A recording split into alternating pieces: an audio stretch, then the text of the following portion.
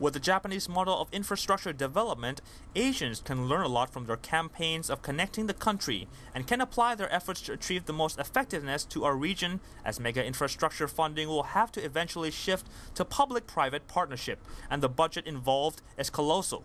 So we need to allocate as much value as possible to every single dollar spent. Investors are also looking at this huge opportunity of investment in infrastructure. Professor of Economics Dr. Naoyuki Yoshino will also analyze the nature of investment in ASEAN for us. Could you tell us about the nature of investment in ASEAN, the finances and the international financial institutions involved? I think Asia has much potential for growth, so that infrastructure investment is enormous. So for the long-term investors, infrastructure is one of the best means for allocating their funds. At the same time, SME, small and medium-sized businesses, are developing in this region.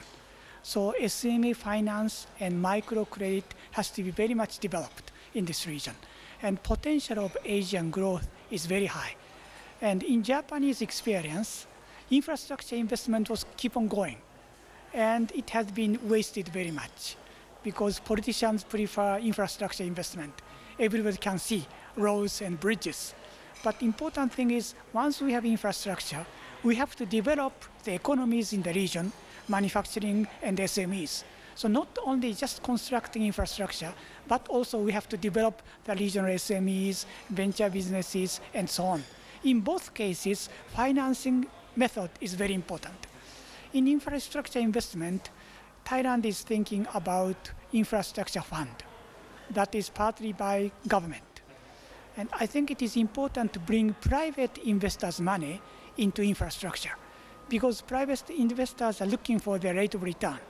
If the rate of return is very low, private investors are not interested in it, which means those infrastructure may not be needed.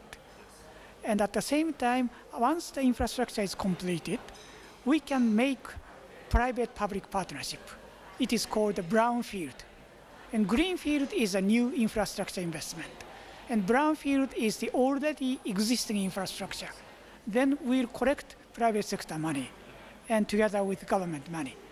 And then the rate of return, how much highway traffic is going on, can be reflected in their dividend or interest payment. So that transparency will be created once infrastructure investment will be separated into private and public partnership.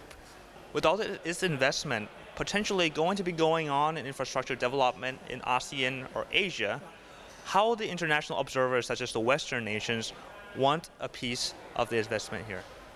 I think some of the roads are pretty much attractive, but at the same time, the regional economy has to be developed. Otherwise, not so many cars will be using those highways. So not only infrastructure finance, but also small and medium-sized businesses, enterprises finance has to go together with infrastructure investment. I think currently in many discussions in Asia, everybody is just talking about infrastructure investment, but that is not enough. Yeah, we have to go together with regional development. In order to develop regions, we need venture business capital.